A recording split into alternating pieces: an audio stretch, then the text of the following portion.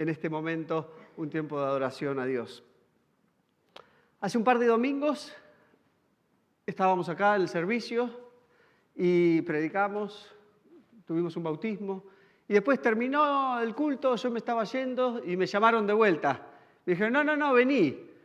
Era mi cumpleaños. Y me entregaron algo. Y digo, ay, cuando te entregan algo, ¿viste? Decís, ¿qué me van a pedir después de esto? Cuando te dan algo que no esperás, ¿viste? Como que algo más viene. Esto no es tan fácil. Pensemos otra cosa. Tenés que firmar un contrato. ¿Cuántos de nosotros no leemos la letra chica? Después de aceptar esto hay algo más. ¿Sí? Acepto yo lo que me estás dando, te lo recibo, listo, me comprometo.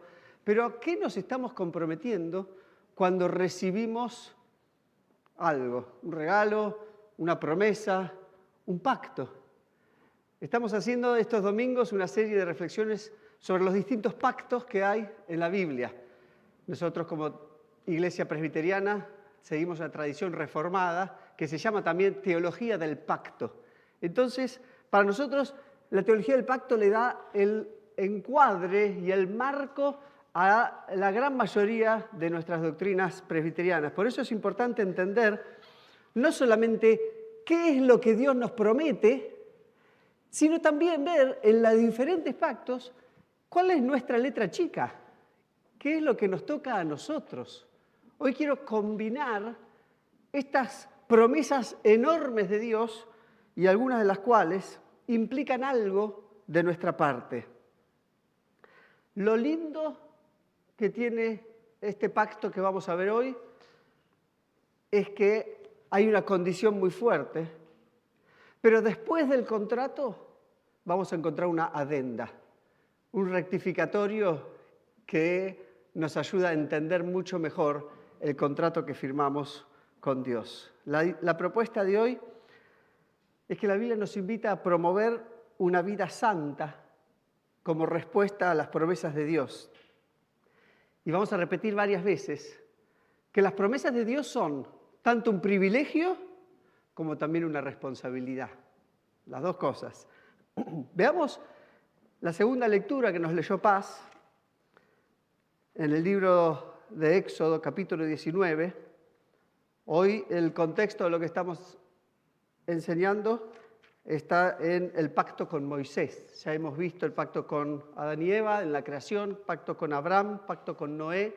Hoy nos toca el pacto con Abraham, vimos el domingo pasado, y ahora con Moisés. ¿Cuál es el contexto? Empieza el libro de Éxodo relatando cómo Dios libera a los israelitas de Egipto y con el liderazgo de Moisés cruzan el Mar Rojo y empieza toda una nueva etapa para los israelitas. Versículo 1 de lo que leímos recién dice que llegaron al desierto de Sinaí a los 3 meses de haber salido de Egipto. Así que si bien sabemos toda la historia, concentrémonos en estas primeras partes. Salieron de Egipto, 3 meses deambulando por el desierto y llegan allí. En este capítulo 19 se afirma entonces el pacto de Moisés y quiero que veamos 3 partes de este pasaje. ¿En qué se basa el privilegio del pacto ofrecido por Dios? Después vamos a ver la santidad que implica aceptar este pacto y finalmente la garantía que nos resguarda del fracaso en cumplir este pacto. Así que vamos al primero, el privilegio. Dice el versículo 2 que se internaron en el desierto y allí en el desierto acamparon frente al monte. Y ahí uno diría, bueno, este versículo no dice mucho, solamente un poquito de geografía. ¿Qué está pasando acá? Bueno, en realidad antes Dios había ya predicho que los israelitas iban a ir hacia un monte donde adorarían a Dios. Para la cultura de ese tiempo los montes eran lugares de adoración. Así que no es casualidad que después de esta trayectoria lleguen a un monte, al lado del monte. En ese monte, en ese valle al lado del monte, los israelitas acamparon. Después de trabajar, acompañar, ser guiados por las nubes, por la columna de fuego, llegan a un lugar y dicen, bueno, pará, este es un tiempo de adorar a Dios. Pasaron altibajos, momentos fuertes, momentos débiles, llegan a un lugar y acampamos en lugar de adoración. Ahora, si nuestra fe, si nuestra relación con Dios es solamente un llamado a acampar en un lugar de adoración, ¿dónde queda el llamado de Dios también a obedecer en todo el resto de las áreas de nuestra vida? Digo, si tu lugar de adoración y de conexión con Dios es solamente el momento de adoración el domingo por la mañana o a la tarde, ¿dónde queda el resto del llamado de Dios para que nuestras vidas reflejen todas las enseñanzas que Dios tiene para nosotros? Y eso es lo que está pasando acá. Un pueblo cansado seguramente, 3 meses deambulando, llegan y acampan. ¿Y qué hace Moisés? Sube al monte. ¿Para qué? ¿Para qué hay que arruinar este momento? Estamos tranquilos, estamos descansando. Moisés, danos un ratito de estar acá adorando a Dios. Versículo 3. Y en el monte subió Moisés para encontrarse con Dios. Me lo imagino a Moisés diciendo, salimos de Egipto, cruzamos el Mar Rojo, tuvimos aventuras en el desierto, llegamos acá. ¿Y ahora? ¿Cómo seguimos, Dios? Me voy al monte a buscar más desafíos de Dios. Me voy al monte a decir, no me voy a quedar tranquilo, contento. Me voy a ir al monte a encontrarme con Dios y ver cuál es la nueva voluntad de Dios para nuestro pueblo. Y en ese monte viene la respuesta de Dios, que implica el prólogo de los 10 mandamientos. Los 10 mandamientos son conocidos muy universalmente como parte de las enseñanzas que Dios le dio a los israelitas para que obedezcan. Ahora, este código moral y ético, que en realidad no se limita solamente a 10 mandamientos, sino que luego se expande a lo largo de Éxodo, Levítico, Número también, y Deuteronomio lo repite, son muchas enseñanzas como un código moral que Dios le da al pueblo.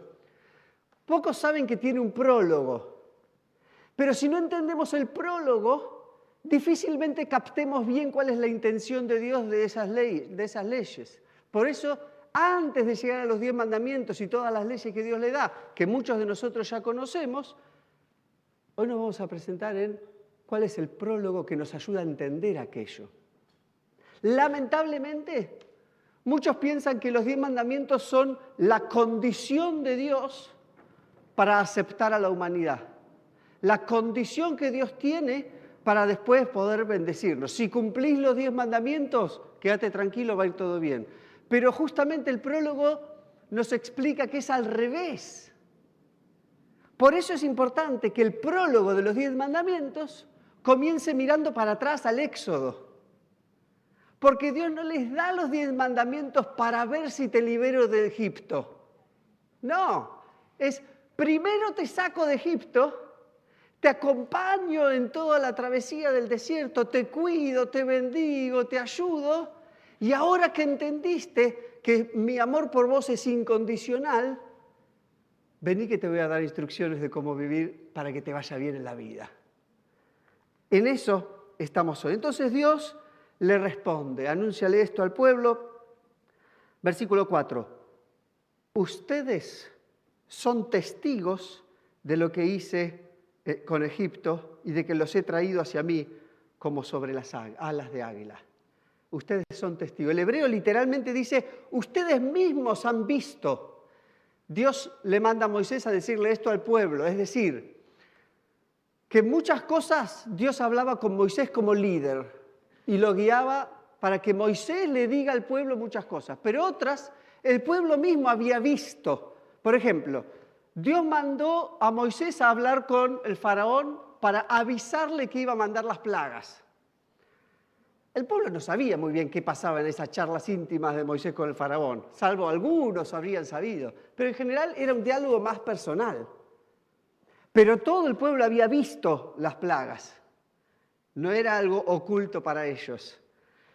No sabían bien cómo Dios iba a sacar al pueblo de Egipto de la esclavitud, pero todos sabían lo mal que la estaban pasando. Cuando Moisés le dice vamos a cruzar el Mar Rojo, lo vieron todo también. Entonces, Dios se basa en que ustedes ya vieron cómo Dios los bendijo. Ahora les voy a enseñar algo diferente. Me resulta interesante que los mandamientos de Dios no se basan solamente en decirles lo que tienen que hacer, sino también en que ellos vean cómo obra Dios. Hay en ciencias de la educación distintos estudios que tratan de entender cómo aprendemos las cosas. Y dentro de algunos de esos, resumo, algunos dicen que una forma que aprendemos es escuchando. Ahora, los mayores investigadores dicen que esa forma de aprendizaje representa solamente un 20% de lo que retenemos. Es decir, que si nuestro aprendizaje se basa solamente en escuchar lo que alguien dice, más o menos retengo el 20%, el 80% lo pierdo. Pero, si además de escuchar también observo lo que me están enseñando, dicen las encuestas o las investigaciones, más o menos se retiene un 30%. Ahora, si logro practicar lo que me están diciendo, lo escucho, lo observo y encima lo practico, el aprendizaje me sube a 80%. Y si además de escuchar, observar, practicar, encima lo enseño, la investigación dice que retenemos el 95% de lo que estamos aprendiendo. ¿Por qué me interesa esto? Porque en parte fue la experiencia del pueblo de Dios con Dios, pero también es nuestra experiencia, nuestra relación con Dios.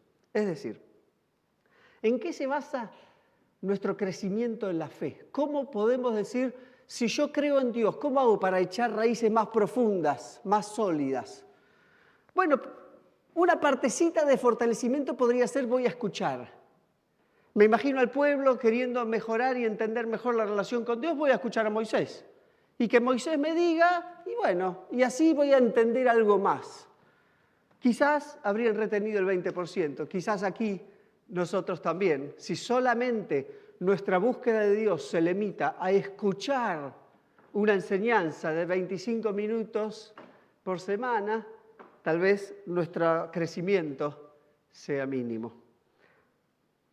En este camino de fortalecer nuestra fe, Dios nos invita primero a escuchar, pero también a observar, pero sobre todo a practicar. Y ahí viene el condimento de las instrucciones de Dios, los 10 mandamientos y demás. La Torá, que es la palabra hebrea que se refiere a la ley de Dios, en realidad etimológicamente es una palabra que significa instrucciones. Podríamos decir que los mandamientos, más que órdenes, son instrucciones para la vida. Porque no es que tengo que obedecerlas para que Dios me ame, Dios ya me ama y me da instrucciones para que me vaya bien, para que pueda disfrutar de todo lo que Dios nos da. El crecimiento de la fe se da no solamente cuando escuchamos, sino también cuando practicamos, cuando ponemos en práctica las enseñanzas de Dios. Y lo de enseñar claramente está un poco más adelante, en Deuteronomio capítulo 6, lo que se llama la Shemá, porque nos invita a enseñarle todo lo que Dios nos mostró a las próximas generaciones también. Y allí está el poder y la fuerza de crecer en la fe. Pero volvamos al Éxodo, no me quiero ir por las ramas. Hablamos del privilegio del pacto ofrecido por Dios. Dios nos invita a una relación de pacto sin condiciones previas. Dios no esperó que Israel se portara bien para hacer un pacto con Israel. Una forma en que lo podemos entender es cuando un niño, una niña están en un hogar esperando ser adoptados y hay una familia que está deseosa de traer un niño, una niña a su familia, a su casa. Y estos padres pasan por un proceso de preparación para recibir ese niño y esa niña. Imaginemos la forma en que mucha gente toma la religión hoy en día, que estos padres se acercan al orfanato y los líderes, la justicia le dice, mire, puede si a usted le interesa acercarse a esta persona. Entonces se acercan al niño, imaginemos 3 años, Y entonces le empiezan a decir todo lo que tiene que cumplir en casa para ser adoptado. Si vos te portás bien, si te haces la cama todas las mañanas, si te lavas los dientes, si no rezongás cuando hay comida que no te gusta, y si cuando tenemos que llevarte al médico y en la escuela te vas a sacar buenas notas y además vas a ser médico. Y después vas a ser, si cumplís de esto, te podemos adoptar. ¿Les gusta? Buena idea, ¿eh? Mucha gente piensa que así nos mira Dios. Y nos dice, cumplí todo y te recibo en casa. La Biblia nos muestra a un Dios diferente, aún desde el Antiguo Testamento. A un Dios que te da todo. Y solamente cuando te recibe te dice, mira, ahora que sos de mi casa, ahora que sos un hijo o una hija mía, te voy a enseñar algunas cosas para que te vaya bien y que seas un fiel reflejo de lo que yo te estoy mandando. Una vez adoptados, hay reglas como en toda casa. Entonces el pacto ofrecido por Dios es un privilegio, pero el segundo paso que estamos dando ahora es que en este pacto que Dios muestra con Moisés hay letra chica, hay condiciones, pero no se vayan. Algunos ya se estaba levantando para irse, porque después falta el tercer punto que es la adenda. Pero fíjense, dentro de los pactos hay algunos que son pactos universales, es decir, que Dios hace con todos. Pacto de Adán y Eva, por ejemplo, el pacto de la creación se le llama. No es un pacto estrictamente, pero Dios los crea a toda la humanidad. El segundo o primero, según uno cuente, es el pacto con Noé, que es un pacto universal, que no importa cómo es tu vida, ni si sos cristiano, judío, musulmán, budista. El pacto de Noé es con la humanidad entera y por eso todos ven el arco iris como señal del pacto. No es exclusivo, es para todo el mundo. El pacto con Abraham empieza una serie distinta de pactos porque restringe o limita a un pueblo específico. Es un pacto con el pueblo de Israel. Ahora, este de Moisés, de vuelta, es un pacto específico con el pueblo de Dios en la descendencia de Abraham, en este momento con Moisés. Esto que es teológicamente un detalle es clave para entender las condiciones de la letra chica. Fíjense, versículo 5. Si ahora ustedes me son del todo obedientes y cumplen mi pacto, serán mi propiedad exclusiva entre todas las naciones. Aunque toda la tierra me pertenece, ustedes serán para mí un reino de sacerdotes y una nación santa. Subrayo, Dios no le dice esto a toda la humanidad. No se lo dice a todos los pueblos y todas las tribus que había en esa época. Se lo dice específicamente al pueblo de Israel. Y ahí están todas las peleas. Que dice, pero ¿qué se cree el pueblo de Israel? Pero ¿por qué Dios eligió específicamente a esto y a nosotros qué nos toca? Lo entiendo, lo escucho, pero sepamos que este privilegio que Dios temporalmente le dio a este pueblo fue tanto un privilegio como una responsabilidad. No fue solamente un privilegio. ¿Por qué? Porque ese pacto implicaba lo que dice claramente el versículo 5. Si ustedes me son del todo obedientes y cumplen mi pacto. Y después les da, por supuesto, todos los 10 mandamientos. Este rol sacerdotal, le voy a decir, que Dios le está prometiendo al pueblo de Israel si cumplen su pacto, es algo como continuación de lo que Dios le dijo a Abraham cuando le dijo, sal de tu tierra, tu parentela, porque voy a hacer que vos seas bendición para todas las familias de la tierra. A través tuyo, todas las familias de la tierra serán benditas. Ese rol sacerdotal se lo da si el pueblo cumple con esta condición. No es igual que lo otro que Dios había prometido, de bendición, de recibirte, todo lo que dijimos, esto es diferente. Eso ya está firmado. Ahora es un pacto distinto, que yo te llamo porque quiero que vos seas, este pueblo especial, que vos seas luz para las naciones. Pero que seas luz para las naciones depende de que vos cumplas el pacto. Las promesas de Dios son tanto un privilegio como una responsabilidad. Ahora, hasta acá estamos en el Antiguo Testamento, recordémoslo, y yo creo que sería un peligro terrible si alguno de ustedes o que van por streaming se queda hasta acá con este mensaje. ¿Por qué?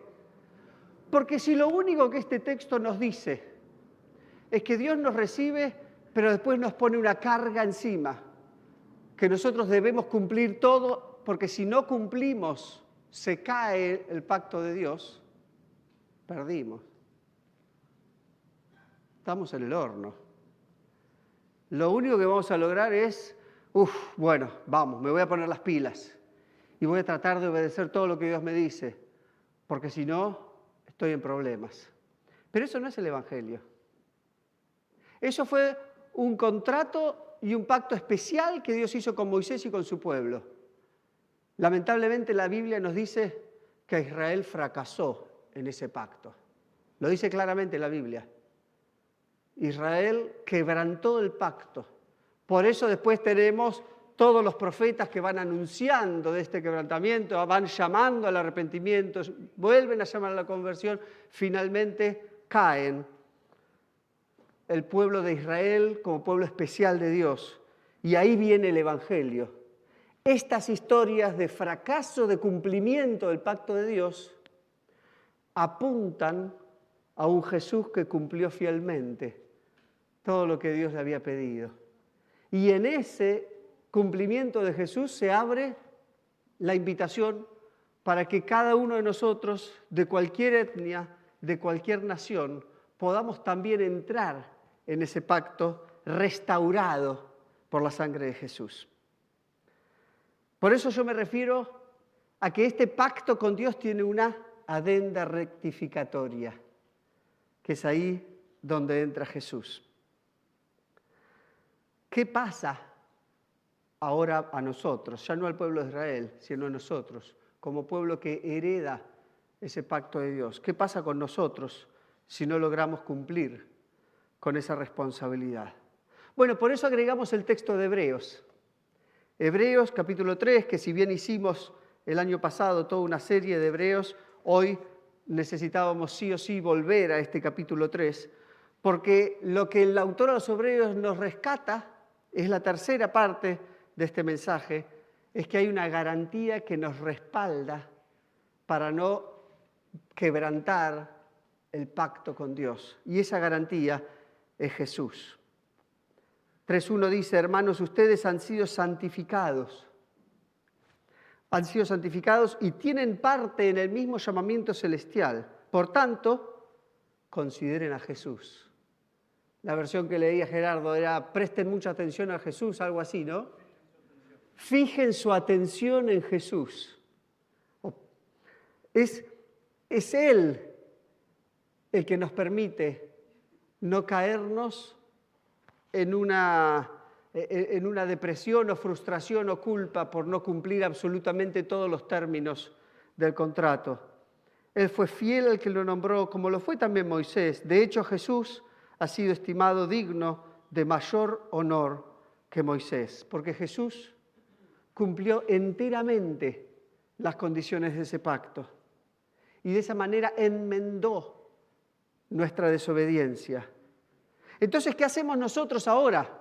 Ya que sabemos que Jesús enmendó la desobediencia, ¿qué hago yo? ¿Qué tiene que ver conmigo? ¿Qué tiene que ver con cada uno de ustedes?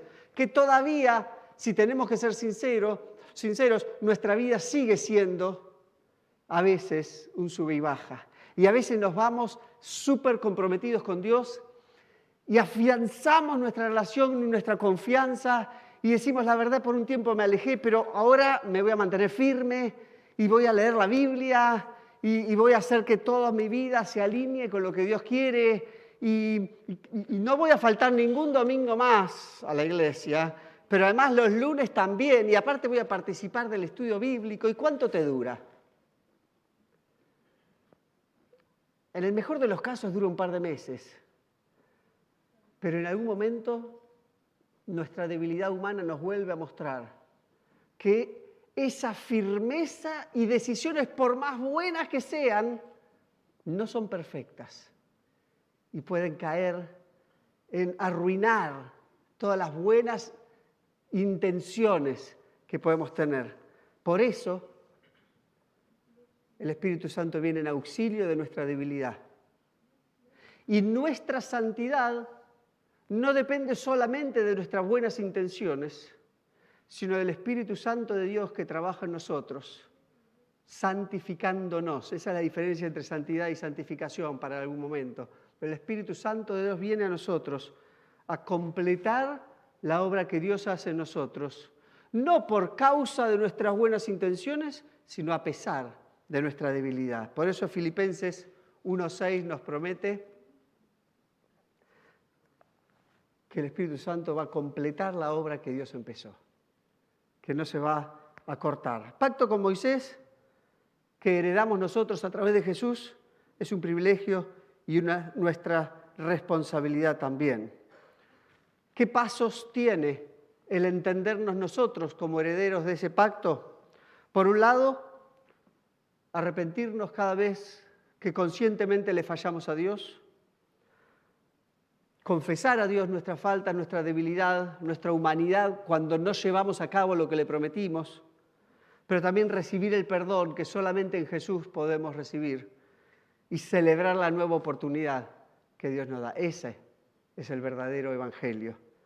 Cuando aceptamos que Jesús pagó lo que yo no podía pagar, que Jesús se hizo cargo de la letra chica que yo ignoré. Dice una frase famosa de Max Lucado que está en uno de sus libros, se llama Como Jesús. En letra chiquita dice, Dios te ama como sos, pero no quiere dejarte igual. Quiere que seas como Jesús. Esa frase resume las dos verdades. Dios te ama y no hay duda. Y vos decís, ¿a mí? No hay forma. Porque yo sé, cuando me miro al espejo, yo sé todo lo que le he fallado. Dios te ama, tranquilo, tranquila, no caigas en dudar en eso. Pero el hecho que Dios te ame como sos no minimiza que Dios te da instrucciones para tu vida para que te vaya bien. Y cuando fracasás, porque altamente posible es que fracases, Jesús viene a enmendar nuestra desobediencia. Por último, si solamente hablamos esto en términos personales, Dios y yo y Dios, nos falta un concepto que el pueblo de Dios recibió comunitariamente. Porque este mensaje no era solo para Moisés, o solo para una persona, o solo para vos, era para nosotros como pueblo. Entonces, ¿de qué manera impacta este mensaje y este pacto de Dios con el pueblo a nuestra familia de la fe? Este pacto nos enseña que somos llamados a ser una comunidad que busca la santidad, que busca ser obedientes a Dios. Una comunidad que no le da lo mismo la manera en que vivimos. Que, me enteré que tal fulano de tal hizo esto y lo otro. ¿Qué me importa? Dios lo ama igual. Este pacto nos invita a nosotros a ser una comunidad que nos cuidamos mutuamente y, como va a decir después también el Nuevo Testamento, si alguno cae, que venga otro a levantarlo. Que seamos una comunidad que no somos chismosos de lo que le pasa al otro y cómo está arruinando las bendiciones de Dios, sino que somos una comunidad que nos preocupamos genuinamente por los otros. Para esto también debemos ser una comunidad transparente y genuina. Porque si yo soy parte de una comunidad que lo único que hace es criticar a todo el mundo, ni loco le cuento lo que me está pasando y las luchas que estoy teniendo. Este mensaje tiene muchas implicancias para una comunidad. El llamado en la Biblia es que sea una comunidad que reconoce sus faltas y que pide ayuda al otro y que el otro está dispuesto a ayudar y no a contarle a todos los demás lo que me contaron. Porque es la única manera de aplicar verdaderamente el mensaje de la buena noticia del Evangelio. Hace poco contábamos en una charla íntima con otros colegas y yo conté algo una prueba que me había tocado. Y en tono humorístico me dice, ¿y algún pecado tendrás? Y le dije, sí, muchos. Pero Jesús los pagó en la cruz y ya me perdonó. La gracia del cristiano no es esconder nuestras debilidades. La gracia del cristiano es reconocerlas, pero llevarlas a la cruz de Cristo. Porque si no reconocemos nuestros errores o debilidades, no estamos honrando a Jesús. Si me considero perfecto y asumo que todos ustedes son perfectos y que no los agarre con alguna cosita, alguna manchita, estamos ignorando el motivo central por el cual Jesús murió por nosotros. Pero si me voy al otro extremo y no me importa cómo vivo, si total Dios me va a amar, también estamos ignorando o menospreciando lo que Jesús hizo en la cruz por nosotros. Por tanto, el camino del Evangelio incluye tanto el reconocimiento real, genuino, sincero y la necesidad del perdón de Dios, como el llevar a cabo esa idea de que si Dios me ama, me recibe perdón, pero también yo recibo esa responsabilidad del perdón de Dios para alinear mi vida a las enseñanzas y los principios de Dios.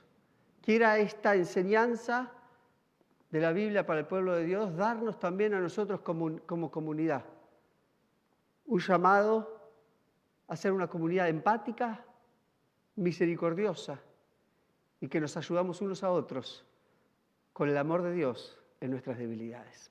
Oramos. Querido Dios, entendiendo lo que diste por nosotros, te pedimos perdón, porque nuestra vida muchas veces no refleja que valoramos lo que hiciste, sino que reflejamos lo contrario. Reflejamos que nuestra vida no ha cambiado como se esperaba como seguidores tuyos.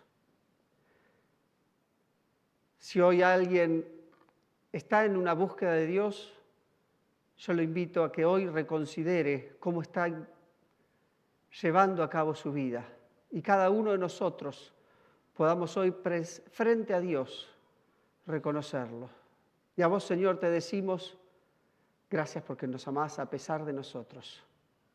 Ayudarnos como comunidad a acompañarnos mutuamente en las debilidades y a fijar la atención en tu Hijo Jesús, quien nos perdona, nos levanta y nos da una nueva oportunidad. Que hoy sea un antes y un después en nuestra relación con vos, para que volvamos a ubicarnos dentro de tu pacto especial. En el nombre